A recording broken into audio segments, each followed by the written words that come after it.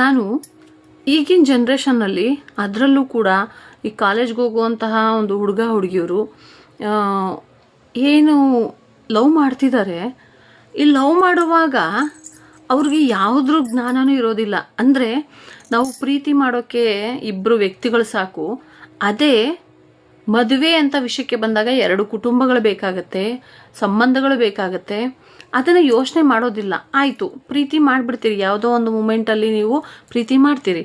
ಪ್ರೀತಿ ಮಾಡಿದ್ದಾದ್ಮೇಲೆ ಏನೋ ಒಂದು ತಪ್ಪಾಯಿತು, ಮಿಸ್ಅಂಡರ್ಸ್ಟ್ಯಾಂಡಿಂಗ್ ಆಯಿತು, ದೂರ ಆಗ್ತೀರಿ ಅಂತ ಅಂದ ಕೂಡಲೇ ಏನಾಗುತ್ತೆ, ಈಗಿನ ಮಕ್ಳಿಗೆ ಅದನ್ನು ಹ್ಯಾಂಡ್ಲ್ ಮಾಡುವಷ್ಟು ಕೆಪಾಸಿಟಿನೇ ಇಲ್ಲ.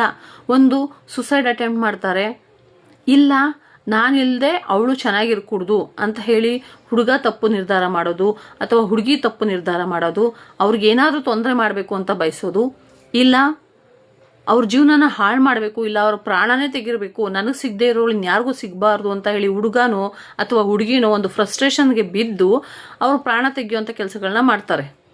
ನಾವು ನೋಡ್ತಿದ್ದೀವಿ ಎಷ್ಟೊಂದು ಎಕ್ಸಾಂಪಲ್ಸು. ಈಗಿನ ಮಕ್ಳು ಪೇಷನ್ಸೇ ಇಲ್ಲ. ಒಂದು ಸಲ ಪ್ರೀತಿ ಏನಾದರೂ ಮಿಸ್ಅಂಡರ್ಸ್ಟ್ಯಾಂಡಿಂಗ್ ಬಂತು ಅಂದರೆ ಅದಕ್ಕೆ ಟೈಮ್ ಕೊಡ್ರಿ, ಸರಿ ಹೋಗುತ್ತೆ.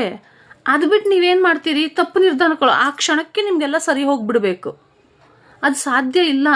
ಯಾವುದೇ ಒಂದು ಕಾಯಿಲೆ ಇರ್ಬೋದು, ಯಾವುದೇ ಒಂದು ರಿಲೇಷನ್ಶಿಪ್ಪಲ್ಲಿ ಬಂದಂತಹ ಬಿರುಕಿರ್ಬೋದು, ಇದೆಲ್ಲನೂ ಹೀಲ್ ಆಗೋದಕ್ಕೆ ಟೈಮ್ ತಗೊಳುತ್ತೆ. ಅದೇ ನೀವು ಇವತ್ತೋ ನೆನ್ನೆನೋ ಅಥವಾ 6 ತಿಂಗಳಿಂದ ಹುಟ್ಟಿದ ಪ್ರೀತಿನ ವಿಚಾರ ಮಾಡ್ತೀರಿ.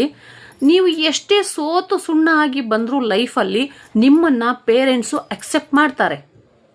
ಅದೇ ನೀನು ತಪ್ಪು ಮಾಡಿ ನಿನ್ನ ಲವರ್ ಹತ್ರ ಹೋದರೆ ಅವನೇನು ಅಕ್ಸೆಪ್ಟ್ ಮಾಡೋದಿಲ್ಲ. ಅದೇ ನೀನು ಲವರ್ ಜೊತೆ ತಪ್ಪು ಮಾಡಿ ಪೇರೆಂಟ್ಸ್ ಹತ್ರ ಹೋದರೆ ಅವರು ನಿನ್ನನ್ನು ಅಕ್ಸೆಪ್ಟ್ ಮಾಡ್ತಾರೆ. ಯಾಕಂದರೆ ತಂದೆ ತಾಯಿ ಪ್ರೀತಿ ಅನ್ನೋದು ಇಡೀ ಪ್ರಪಂಚದಲ್ಲಿ ರೀಪ್ಲೇಸ್ ಮಾಡೋಕ್ಕಾಗದೇ ಇರೋಂತಹ ಒಂದು ಸಂಬಂಧ. ನಿಮ್ಮ ಬಗ್ಗೆ ಅವ್ರಿಗಿರೋಂತಹ ಕಾಳಜಿ, ನಿಮ್ಮ ತಂದೆ ತಾಯಿಗಿರೋಂತಹ ಕಾಳಜಿ ಇನ್ಯಾರಿಗೂ ಇರೋದಿಲ್ಲ. ಅದು ಬಿಟ್ಟರೆ ನೆಕ್ಸ್ಟ್ ಲೆವೆಲಲ್ಲಿ ಕಟ್ಕೊಂಡು ಗಂಡಂಗೆ ಅಥವಾ ಹೆಂಡತಿಗೆ ಇರುತ್ತೆ.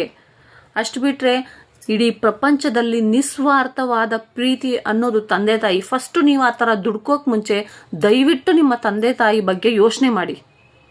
ಯಾಕಂದರೆ ನಿಮಗೇನಾದರೂ ಆಯಿತು ಅಂದರೆ ಆ ಹುಡುಗ ಅಥವಾ ಹುಡುಗಿಗೆ ಏನೋ ಅನ್ನಿಸ್ತೇ ಇರ್ಬೋದು, ಬಟ್ ನಿಮ್ಗೇನಾದರೂ ಆಯಿತು ಅಂದರೆ ನಿಮ್ಮ ತಂದೆ ತಾಯಿಗೆ ಅದು ಹೇಳ್ತಾರೆ ನೋಡ್ರಿ, ಪುತ್ರ ಶೋಕಂ ನಿರಂತರಂ ಅಂತ ಹೇಳಿ. ಅವರು ಸಾಯೋವರೆಗೂ ನೋವು. ಯಾಕೆಂದರೆ ನಮ್ಮ ಕಣ್ಮುಂದೆ ನಮ್ಮ ಮಕ್ಳಿಗೆ ಏನಾದರೂ ಆಯಿತು ಅಂದರೆ ತಂದೆ ತಾಯಿ ಸಹಿಸ್ಕೊಳ್ಳೋದಿಲ್ಲ. ಮೊದಲು ತಂದೆ ತಾಯಿ ಪ್ರೀತಿ ಬಗ್ಗೆ ಯೋಚನೆ ಮಾಡಿ, ಆಮೇಲೆ ನೀವು ಹುಡುಗನ ಬಗ್ಗೆನೋ ಯೋಚನೆ ಮಾಡಿ.